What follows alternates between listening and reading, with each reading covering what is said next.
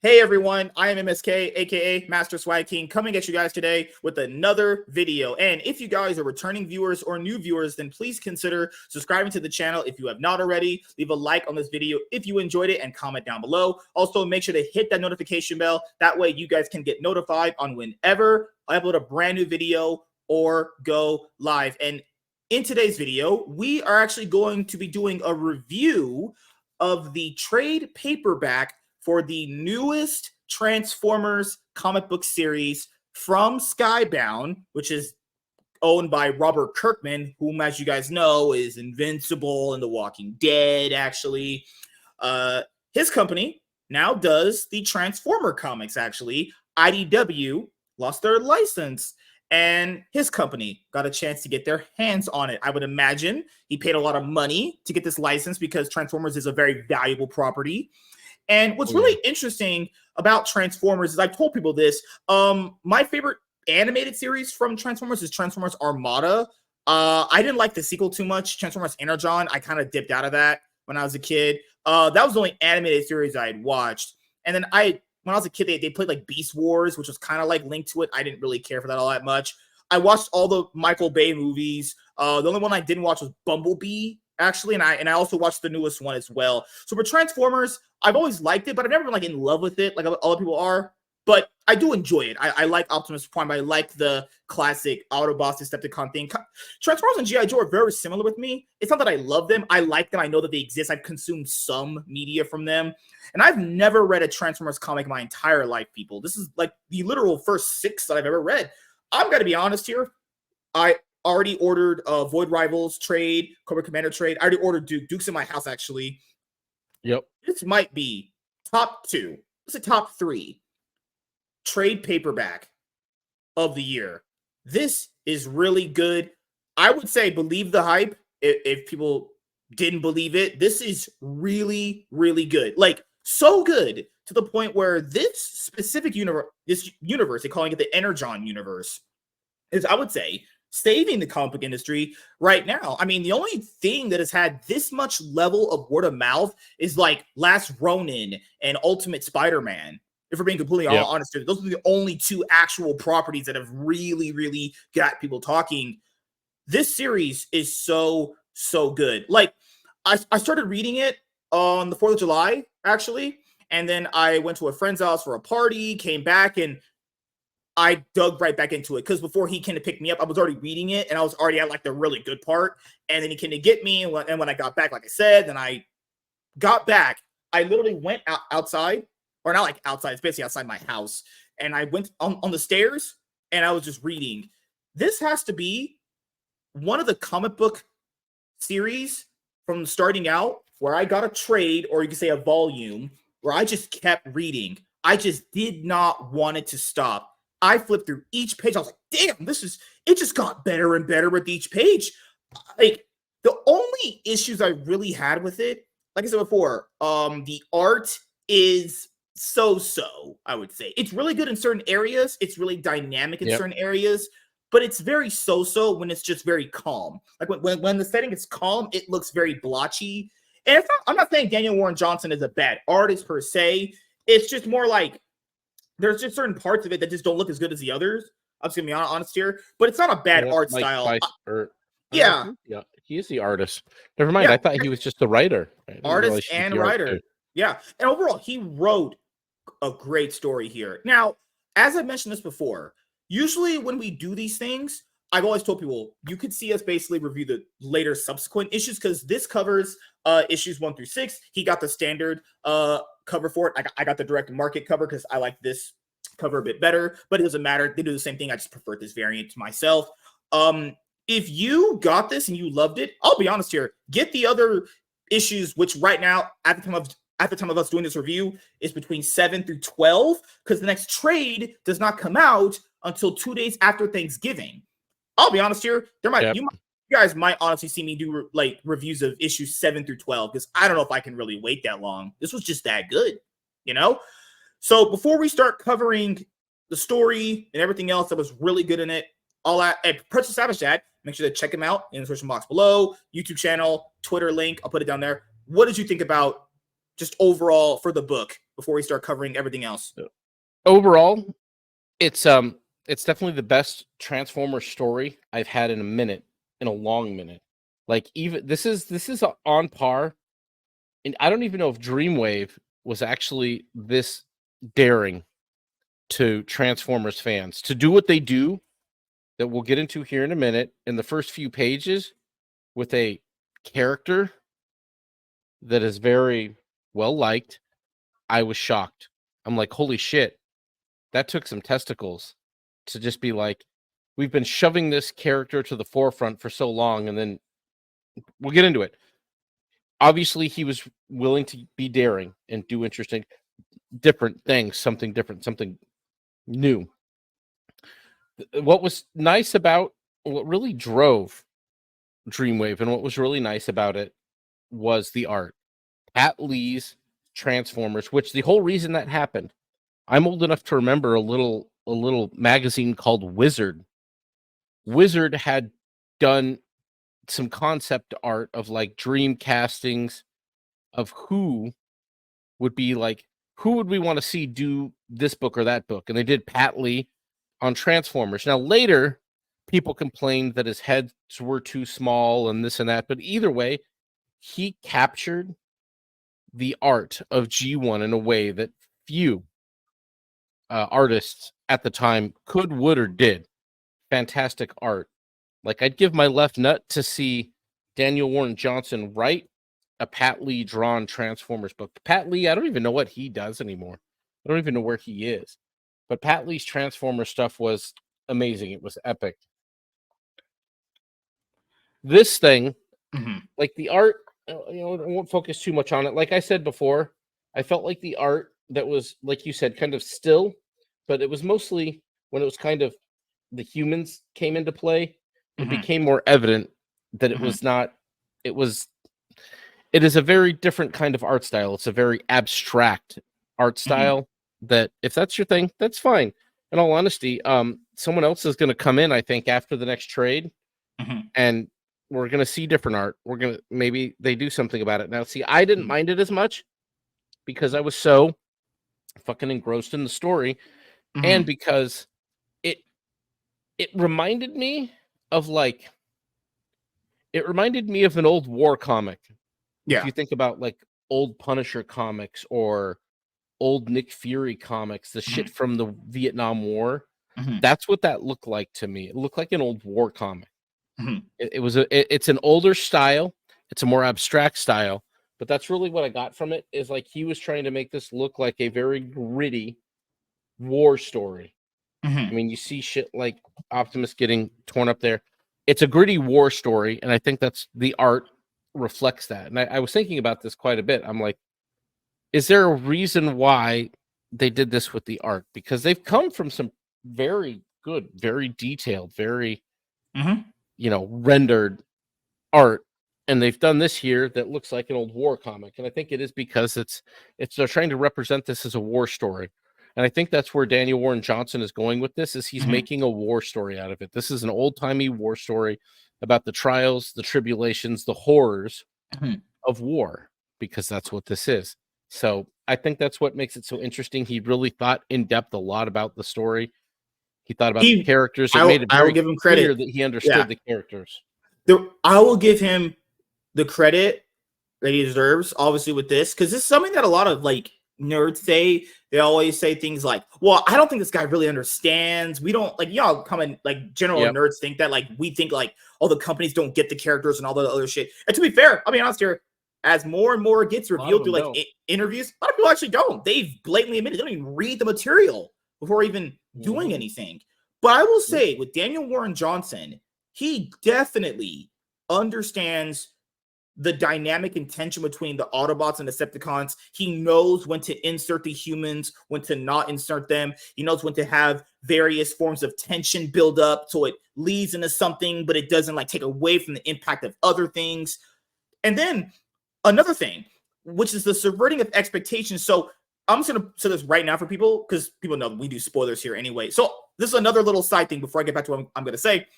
Everything we do here is going to be spoilers anyway, unless it literally is in the title spoiler free, or unless I state otherwise, it would always have spoilers, because that's just a more fun way of doing things. We can just talk about things openly. And if you want to be spoiled, stay for any review. And if you don't, well, goodbye. And come back and get spoiled when you do read the story. All right, so this book does subvert your expectations, but not the way you're talking about. And not what you're going to think either. You're going to be like, wait, isn't that really considered bad? Yes, it is considered bad. Not the way he did it. In this book, you would think, well, it's going to be Optimus Prime fighting Megatron, because those are the two classic iconic characters of the story. Yep. No, Megatron's not actually in this at all. They actually subverted expectations in the book, and it made not just perfect sense, which it did. You didn't mind. You didn't even care he was there. In the new Transformers film that came out, Rise of the Beast, Megatron not being there was just bad, and it made no sense. Him not being there made it even worse. Here, Megatron's not in the story at all. He gets referenced by Starscream various times. Yep. But the story's so good it didn't matter. Now, I'm not saying to always do this. I think you should have Megatron a part of this. He probably is coming in later on down the road. But the way that they did it was really, really well done. I mean, like, just well, it's awesome. I think what they really did there by not having Megatron in the story, because this is the thing, the manic, like frantic, just insane, and what's the term I'm looking for? Like, not necessarily just evil, but malevolent Starscream was so fucking good. Like, you really got him unbridled without Megatron there. You got to see Starscream just kind of losing his shit. And it was great. Such a good characterization of him. When they do what they do to the one guy later in the book, holy shit. Like, dude, yes. Absolutely, yes, 100%. Well, let's start going into major stuff. So put it in. Okay, so how would I start this off with people? So I know a lot of people like Bumblebee. Seemed to be a very popular character from the Michael Bay movies, actually. Very first part of the story, Bumblebee is dead. Starscream shoots him in his face, kills him. Dead. They straight up murks him. Yeah. Like, straight up murks him in his unawake head. Boom. Bumblebee done. Like I was saying, that was daring. A lot of people love Bumblebee. He's a very popular character. I don't think he stays dead forever, but I don't know. Maybe he does. It's a comic. Nobody ever does. But yeah, Starscream just straight up murks him right there. Boom. Boom. Done. Over.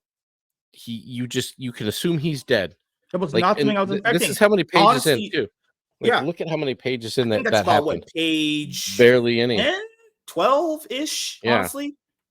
Yeah. So, Bumblebee Starscream straight up kills him instantly. Doesn't even think about it. Because honestly, if you're looking at it from his point of view, if they're enemy number one, he's got to take out one of Optimus Prime's right-hand men, and that's Bumblebee.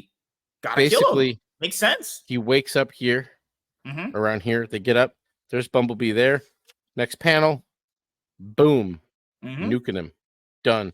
And they're like, at some point here, realizing that he straight up got murked.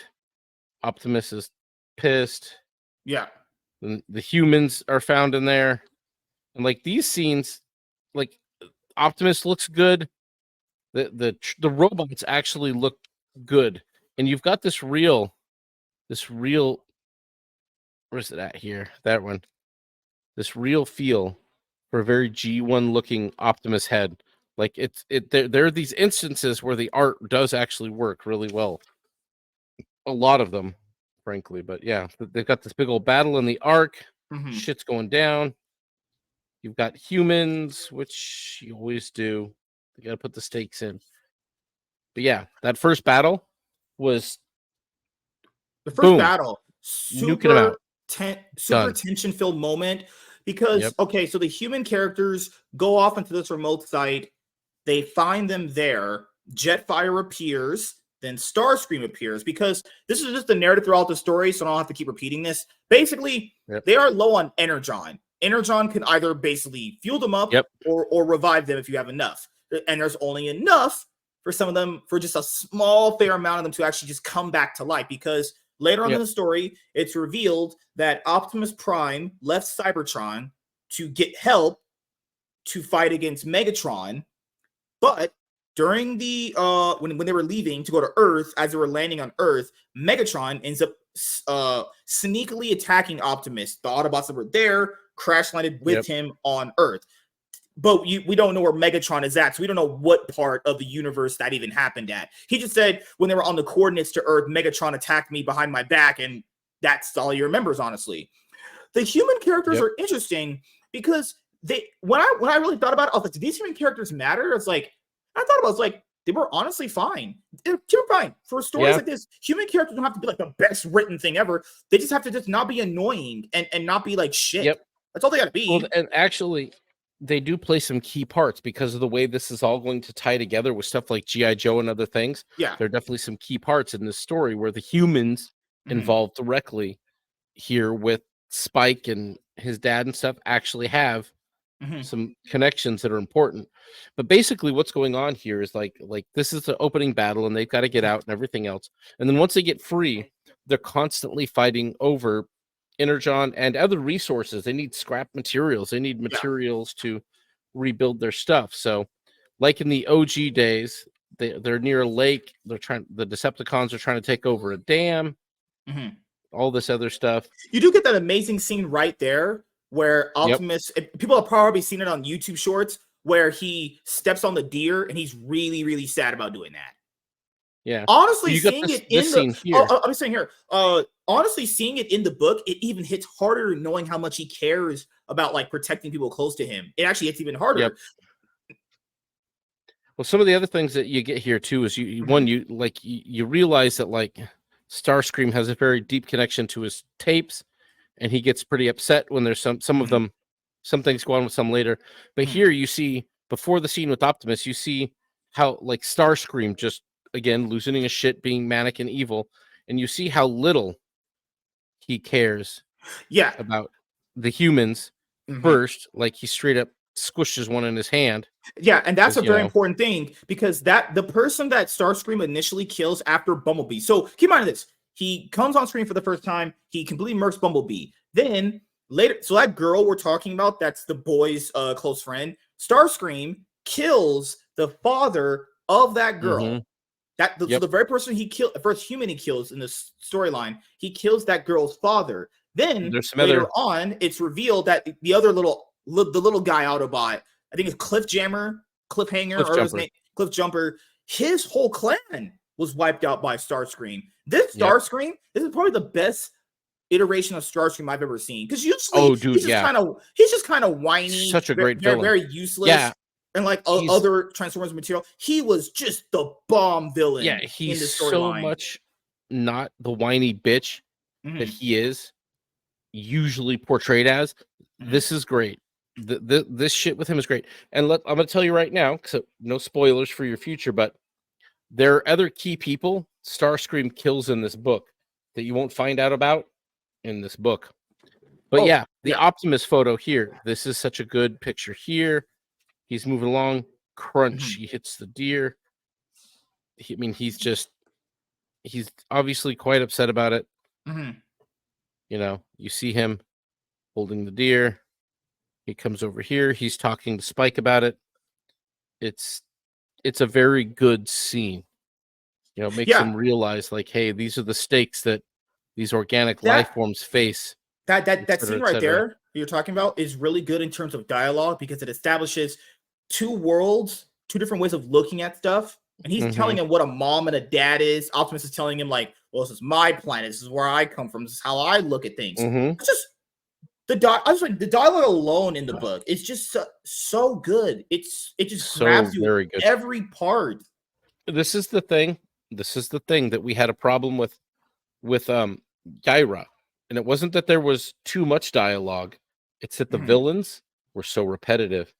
That was the issue there.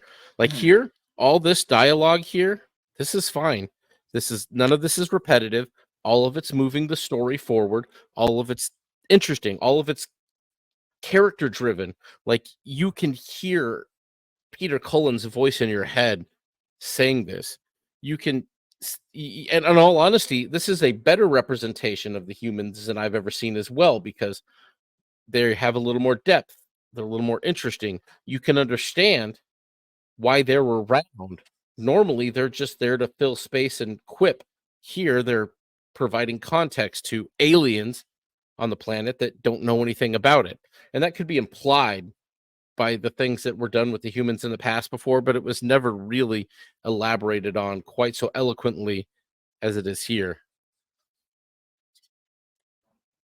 Oh, yeah, Cliff Jumper just cool shows character. up and he's basically the Yeah. Bumblebee replacement. You kind of need Like- that character. The reason why Cliff You Jumper is do. really, really cool is because that can be like your teenage level Autobot to Mhm. deal with the actual human characters. Because I feel like the reason Mhm. why humans are so insufferable in these movies and other media when it comes to like just stuff like this movies that have this kind of feel it and tone, no, there's not something that can handle them, that can get them through it. Like Cliff Jumper gets the human characters through a good amount of what's going on with the plot. And the other thing, some people are the whole Duke thing. So Starscream is causing such a ruckus, they actually have to call in the Air Force because the girl's dad, whom he kills, Starscream goes to the electrical plant where he worked, and he's trying to, get to charge that power grid for more energon.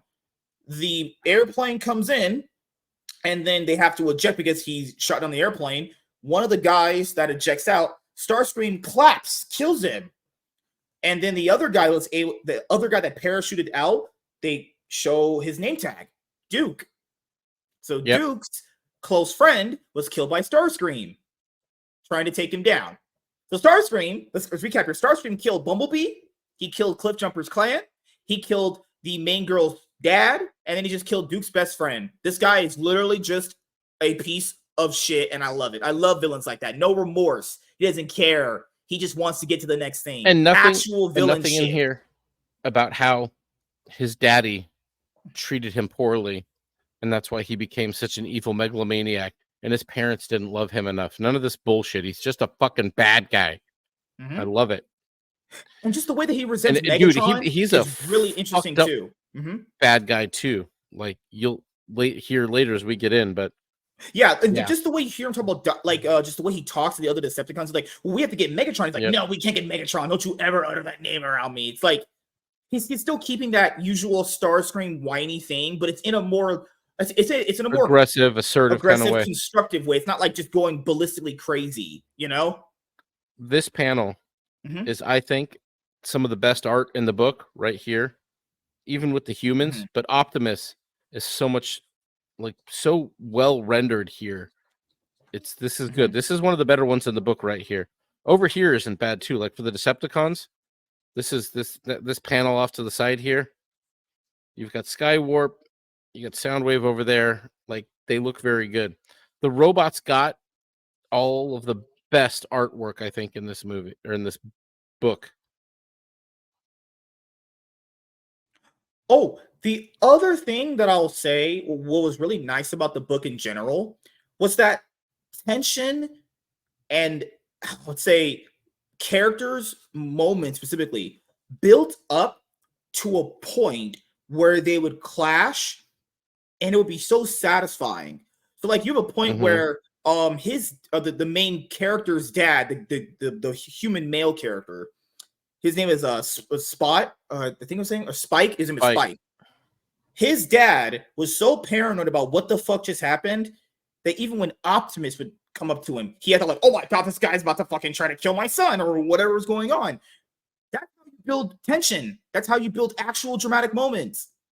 The Yep. moments built up so bad to the point. Sorry, no, it's not bad. The tension of the story was so good. The dialogue and everything that he was building up with his writing, where Daniel Warren Johnson did it, got to a point Yep. where you felt every moment when it was happening, like, oh shit, like this is actually really bad. Like Optimus in one scene is trying to do something good. They don't know if he's good or bad. They shoot right through his arm and ruin his chances of fighting better. They don't know any better. Yep. That's how you make human characters more meaningful. You make them a part of the story by having them interact with the plot for something that they can't control. Like in a world where there is big robots doing that, you're not gonna know what's a good or bad one. To him, the dad, he didn't see the initial stuff with Optimus Prime. He doesn't know that. He doesn't know if Optimus is a good guy. Then there's a part of the story after you're gonna show they actually shot the main character. Spike gets shot midway Yep. through a fight. by the humans too. Like he The humans actually too, catches a yeah. stray in it. So Mhm. this is the fight outside the bar. This is where the humans get involved, and Mhm. this is one of the like most key fucking badass moments in the book. So you see this here. They're shooting at Autobots. They're shooting at Decepticons. They don't give a shit. They shooting everybody. So you get into it. Skywarp is here, kicking some ass, and then boom, like this one here, he Yeah. just straight up So fucking good. launches into him. That's such a good scene. This is also a great piece of art right here. This would be a cool looking poster and shit. Oh, one He little minor transforms out. criticism. It's super minor, but I feel like average people, if they don't know the difference between Starscream and the Skywarp, as you say, Yeah. Skywarp looks so much like Starscream. I genuinely thought that was still him. They were just It's miscolored. literally just color changes. But yeah. Yeah. That would So be like yeah, a you get in slight here. criticism. Yeah. They got the throwdown. You got the energy axe there. Skywarp is tearing ass on him. And then yeah, like out of nowhere, because the humans don't know who he is, they're like, he's a bad guy too. So they basically launch a rocket, Yeah. like blow his whole arm up and this shit. Like, and while you thought that last scene of action was great, and it was a good scene. Good scene. This is like it does get better from here, folks. We get more. Ooh, too bright. It turns out Too bright. So yeah, let me go here. So you like having sex with the lights Come on. Yes. So then boom, that's where Spike catches that stray, and Optimus is like, oh shit, and his dad's like, oh shit. And do you guys know what Starscream does after this? This guy becomes even more of a piece of shit. So Optimus is trying to get this guy to the hospital because he just got shot in his stomach. So obviously you have to get to the hospital then. Yep. By the time they get to the hospital, so Starscream is just building up the massive ways to be villain. This guy starts shooting at a hospital. I shit you not. He is trying to shoot up a hospital to kill Spike. And to make sure he doesn't get saved. So you got this scene here. You can see Optimus is like got the little pissed off look in his eye. Like, all right, shit's got real. Yeah. Optimus like straight up tears off his blowed up arm right here. This is classic. This is such a great frame. This is dude, this is such great imagery here. The art is good. Bro, drop a poster of this, please. I want it. I'll buy it. Tears his fucked up arm off. Boom.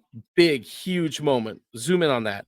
And then he proceeds to beat the shit out of Skywarp with his busted ass arm. Like, that's fucking Chad, dude. And he beats his ass. Like, he beats his ass and beats his ass and beats his ass with that fucking arm till he's just done. And it's so fucking insane. Like, he's all nuked up and everything, and they're like, hey, we got to get him to the hospital. Let's go. Yeah. You got Starscream showing up here. Basically, being upset that Skywarp got fucked up and you thought that mattered and everything else. So if they get to the hospital, he does another one of these. I'm going to drive onto Starscream's head now, like I did freaking Skywarp, because that worked last time. Let's just keep doing it. Say deserved. Yep. He definitely deserved that. Yeah. This is where they show up. They start shooting up the hospital and shit. The power goes out. And then Jazz shows up and starts nuking and murking motherfuckers left and right, kicking ass. Like, boom, out of nowhere. Like, hell yeah, Jazz. Here he is. Now we've got more people. The Decepticons, GTFO, and get out of there. Optimus Prime's like, all right, I'm going to pull out my Matrix of Power, Matrix of Leadership, whatever you want to call it. Boom. Get the hospital running again. And then he gets out. Another heroic moment right there. He just basically powered an entire hospital because he knew that Spike was in there. And that was the last bit of Energon he like had to spare for shit. Like, he's like done after this. He has no energy at all. He's got like basically he's up and operating. So then this is a fucked up scene though. So in here, Starscream's like, let's see here. Was it Soundwave? Let me see. Yeah, So, Soundwave was this isn't not my fault. as impactful in the story. Yeah. He was there. He could have did a little bit more, I would I say. think he'll get more impactful. But yeah, Starscream is like, this isn't my fault. You can't repair Teletran 1. We need bodies. Look at all our brothers scattered here, useless. We need fixing. Look at my dents and my laser burns. I need fixing, blah, blah, blah. And then Soundwave is like, as was said before, we do not have the materials needed for such repairs. They only exist, basically, they only exist on Cybertron. And then Skywarp's like, hey guys. And then, yeah, Soundwave's like, in Cybertronian technology. And then they immediately literally start ripping Skywarp apart. They just, I mean, they cannibalize him almost literally. They don't eat him, but they tear his body apart to repair Teletran. They tear, like, they just rip up their comrade and use him for spare parts. And I was like, dude, that was, dude, this is a new Decepticon. This is a new Starscream you're working with. He isn't a whiny bitch anymore. He's like fucking, guys. Actually, he's quite just possibly an evil, bad motherfucker.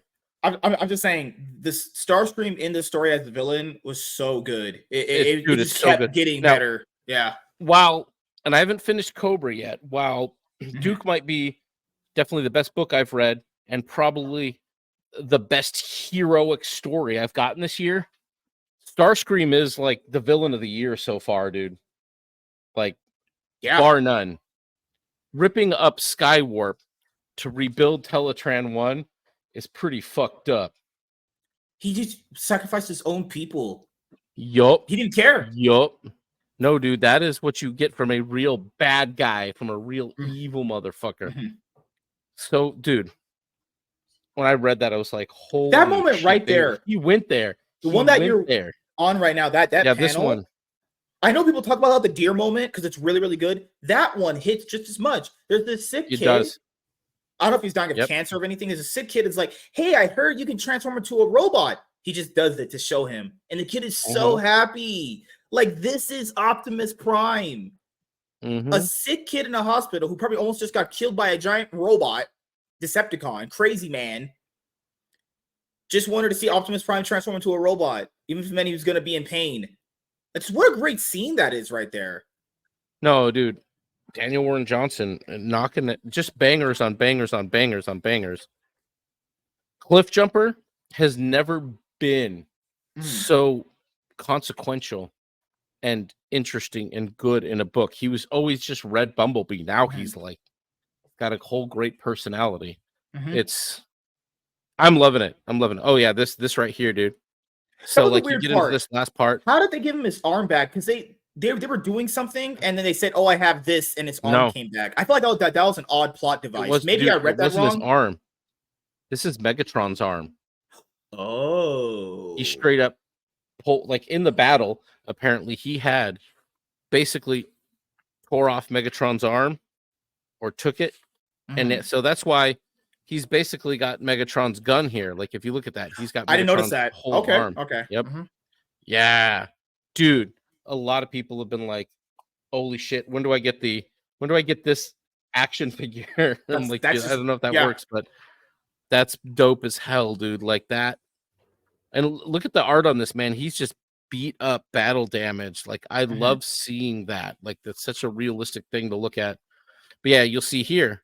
Here's Megatron, wherever he was left, somewhere cold, the Arctic probably. But he's got a whole arm missing. So, because as you guys remember, Megatron caught them trying to go to Earth or do something to get more Energon, and he just attacked them randomly. So apparently that battle was pretty bad because remember they all were deactivated when the story started. So Megatron probably did some, he does a huge number on those guys. It was really weird because after this part of the story, they introduced a female Autobot. Her name is Arcee. That's the only other criticism I have. It was just way too late to introduce her. It didn't feel like she had enough to do. It felt like she was just there to just save the girl. I don't feel like they should. There's going to be a lot more introductions, dude.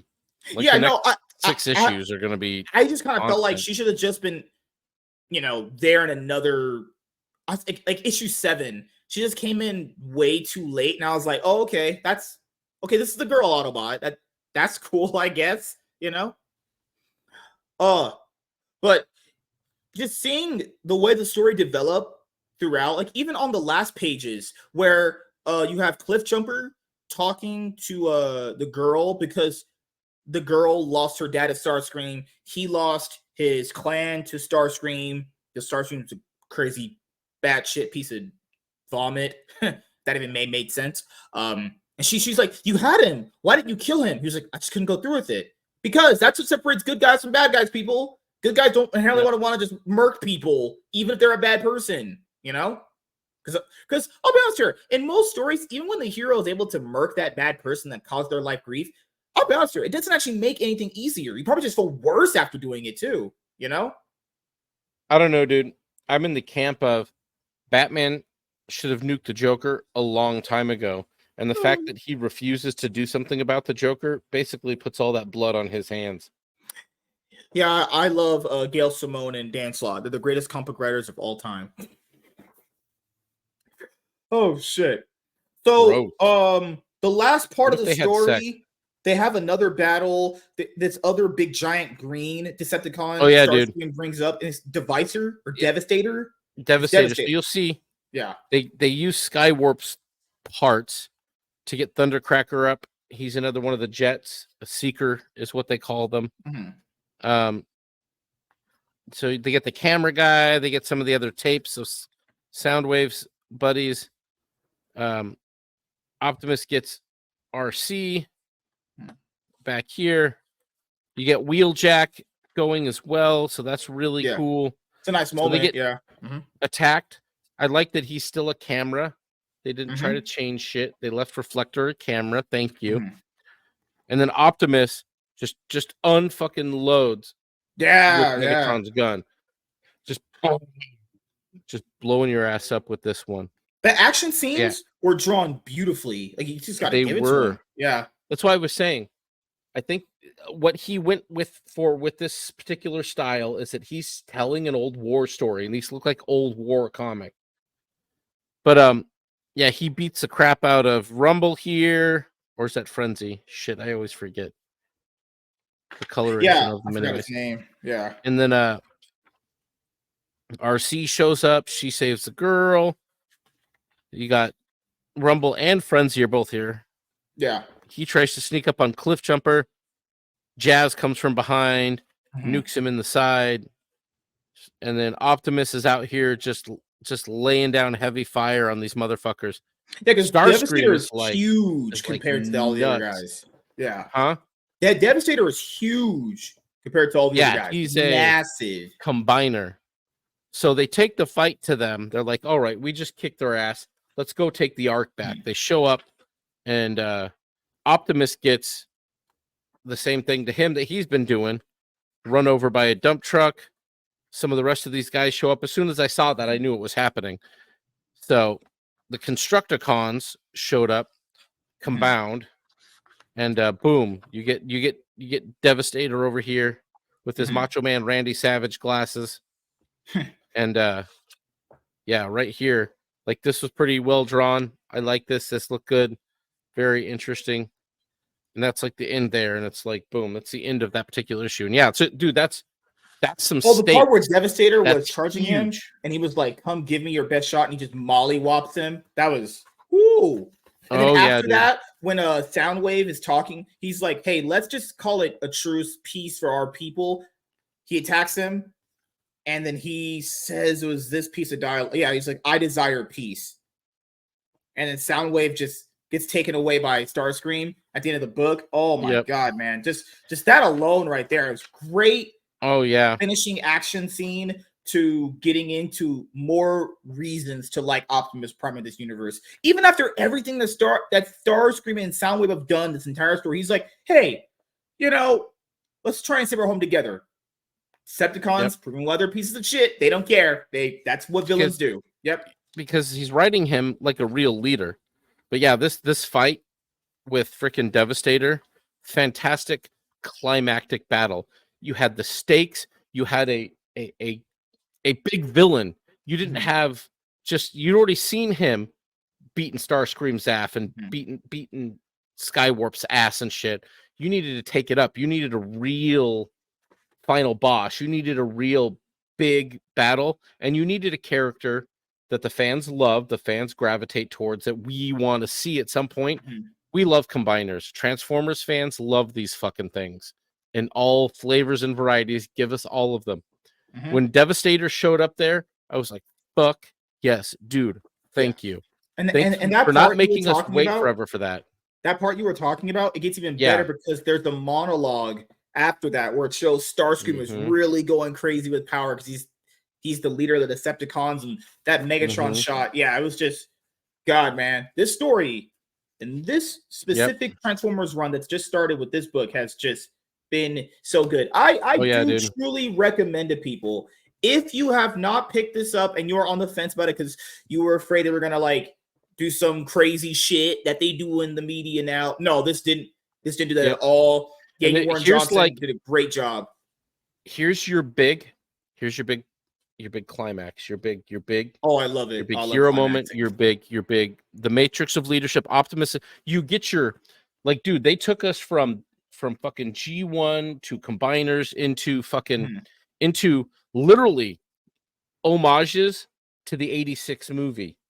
Guys, this showed me, this frame right here showed Mhm. me that Daniel Warren Johnson understood the fans. Mhm. Because you see that and you're like, oh shit, I've seen this before, but not like this, you know. He gave us Mhm. something we've seen before, but not in the way we've seen it before, and that's what you really want. That's how you don't even work member berries. That's how you just make a good new story, but you pay homage to that. But he takes out the matrix of leadership, and he's basically like, let's see here. Oh, did I Right forget here, to he's just mention like, Starscream also kills Jetfire, who actually thought he was a decent guy. yep, Oh, my friend. Starscream. Oof. So Optimus is just like, take it. He takes out the matrix of leadership because he knows he's dying, and it drops on the ground. And then you get another heroic moment, a very, a very dad moment kind of thing, when Spike's dad basically is just like, what do I say here? If only there was a way. And then his name was Sparky, by the way.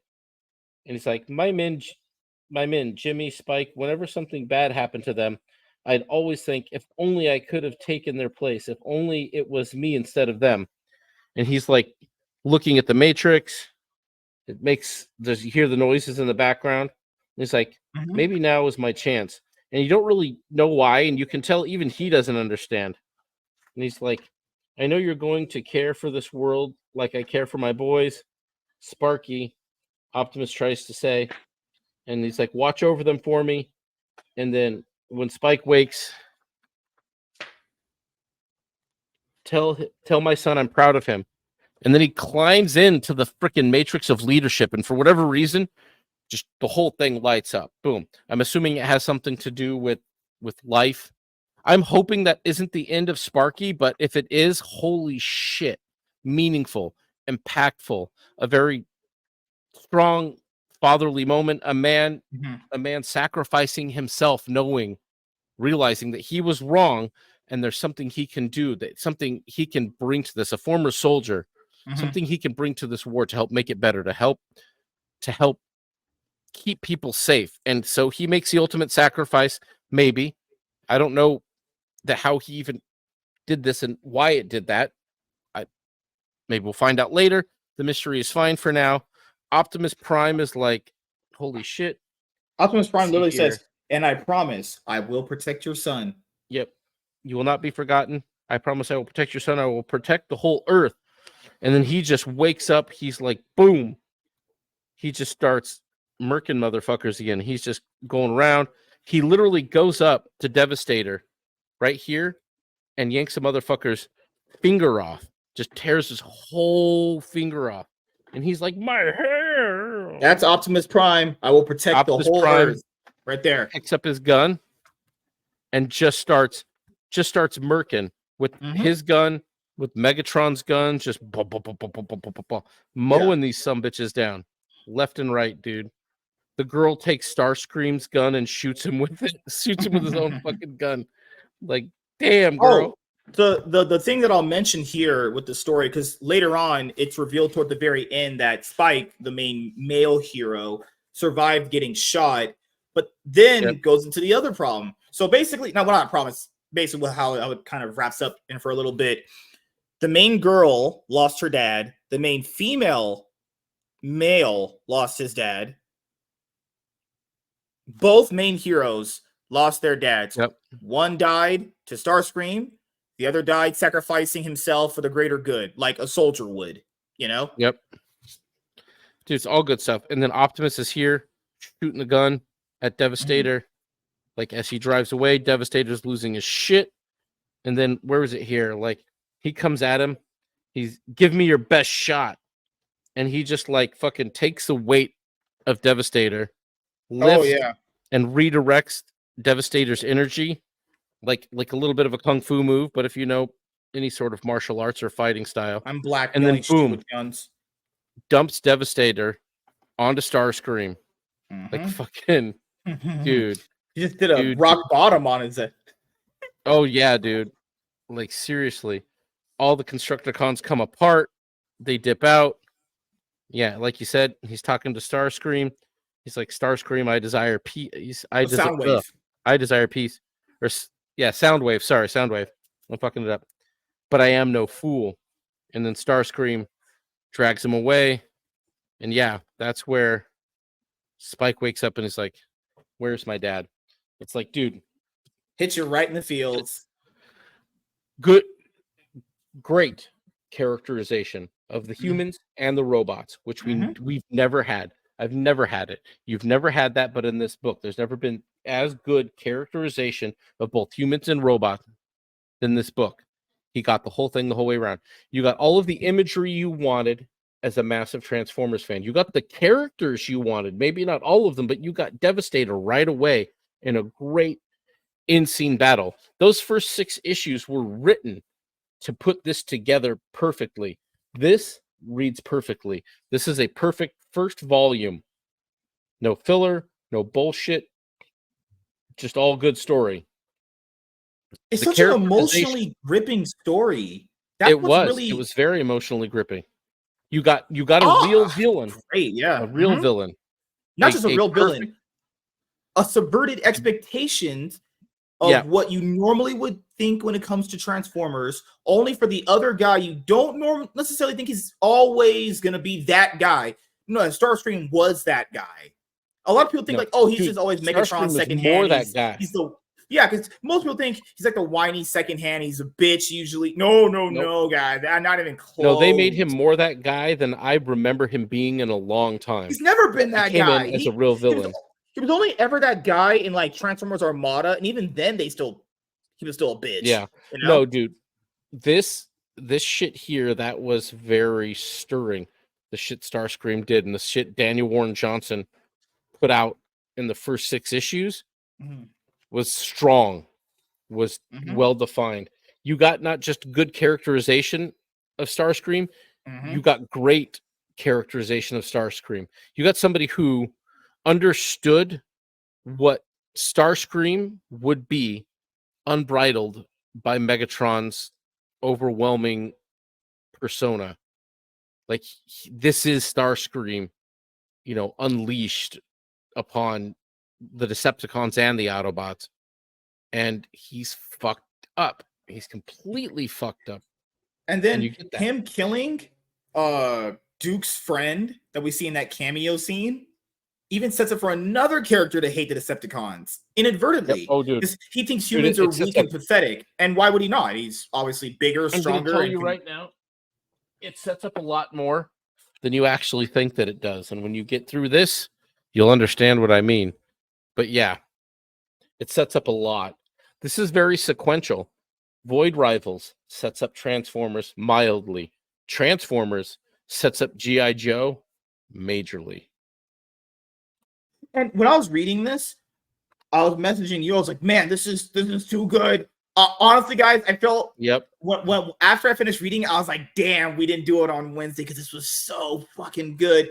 I will say this right now: for anyone that has been on the fence about this series, like I mentioned earlier in this review, buy this. I could not even more give you a harder, well thought out recommendation for this series. And if you don't like this, I don't think I can trust your opinion on combos, honestly. But hey, it's all subjective. But no, dude, if you were on the fence, I'm triple downing on this book. Grab this. This will be worth your time, honestly. And what's really interesting is that it did do the things that people thought.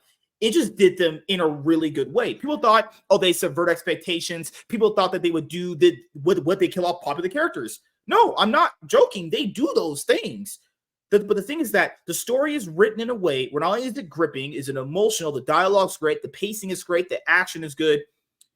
Those stakes that are created from killing off those popular characters like Jetfire and Bumblebee matter stakes, towards you hating Starscream. No, now, normally you'd be like, oh, I don't know about killing off. As people know, for me, I don't really like when they do that because that can lead to, because down the road, when you kind of need those characters, you don't have them.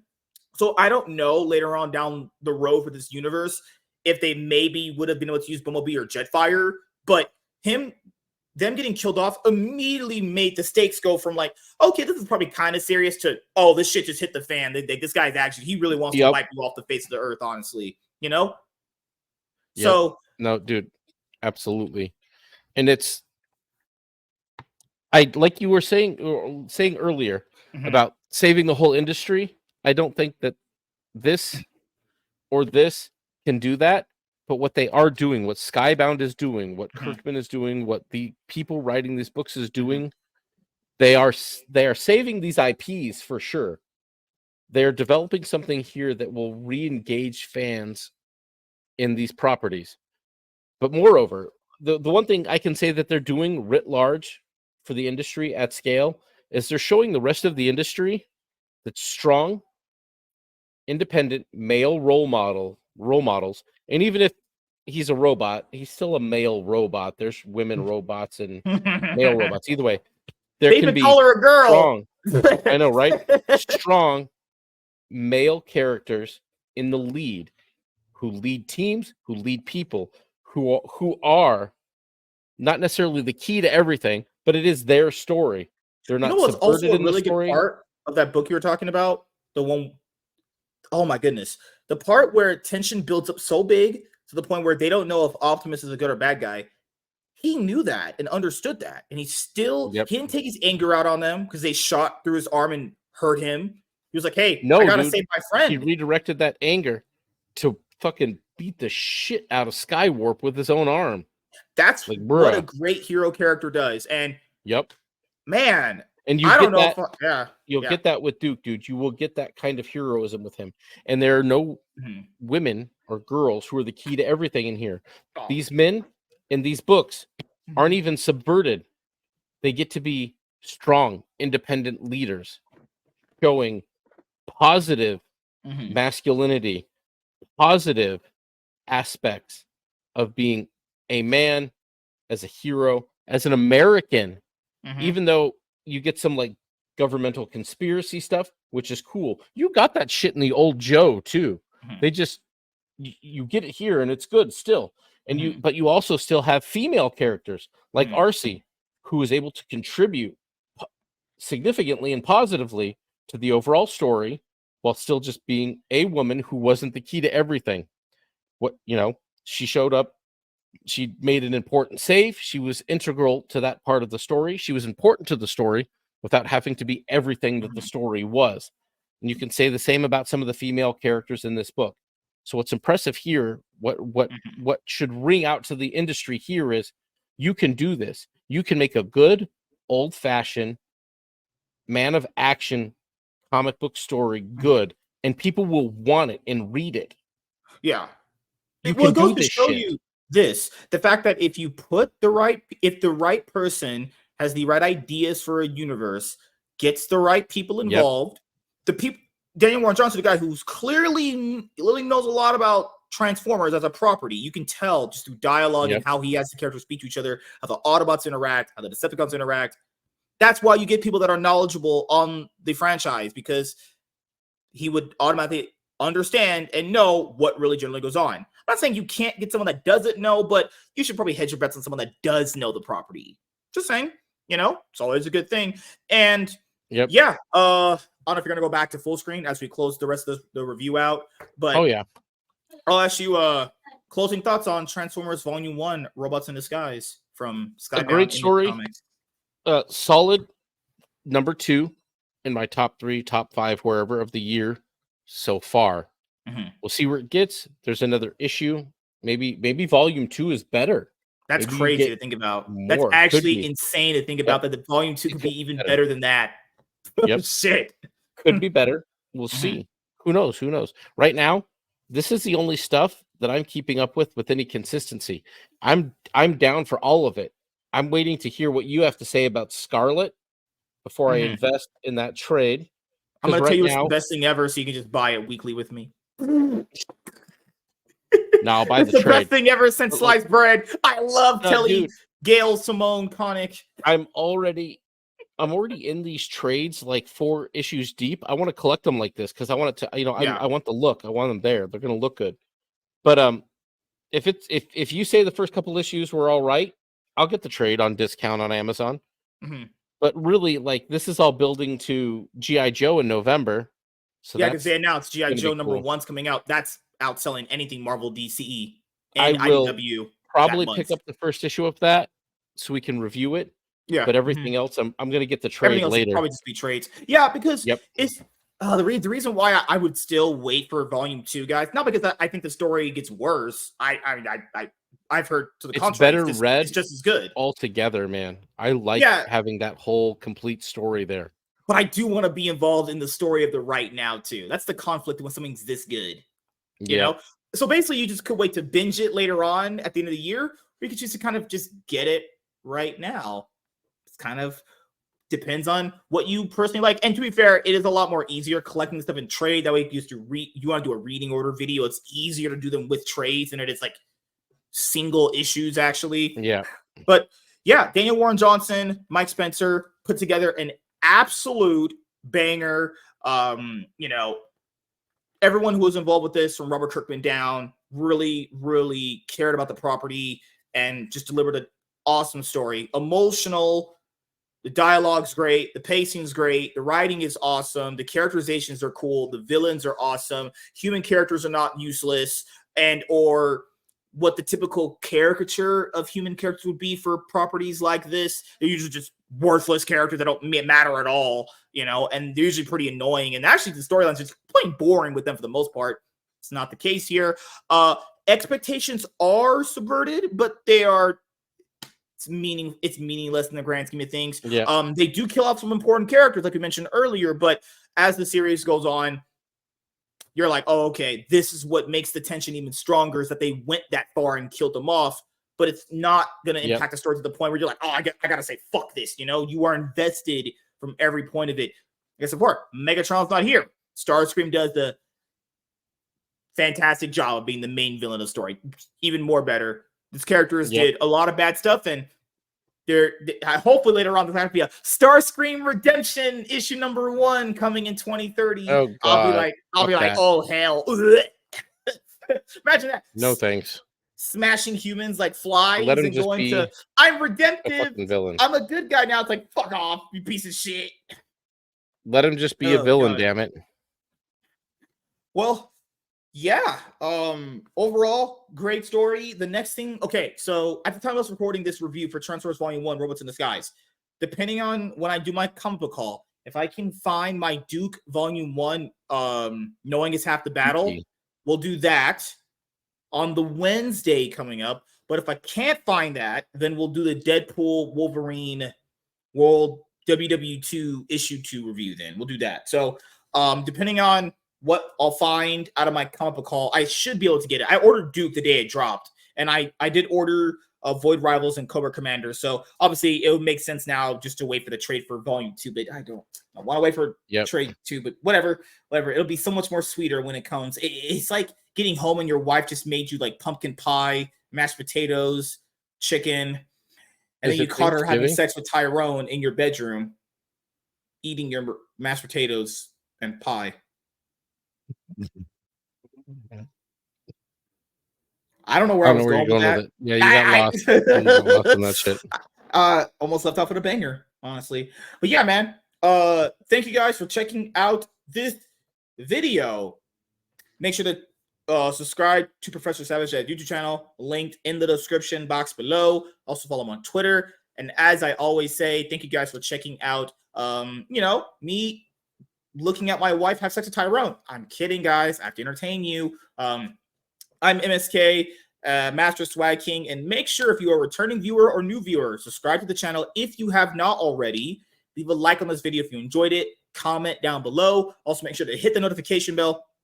That way, you guys can get notified on whenever I upload a brand new video or go live. I'm MSK, aka Master Swag King. I'm signing out, guys. Deuces. Peace.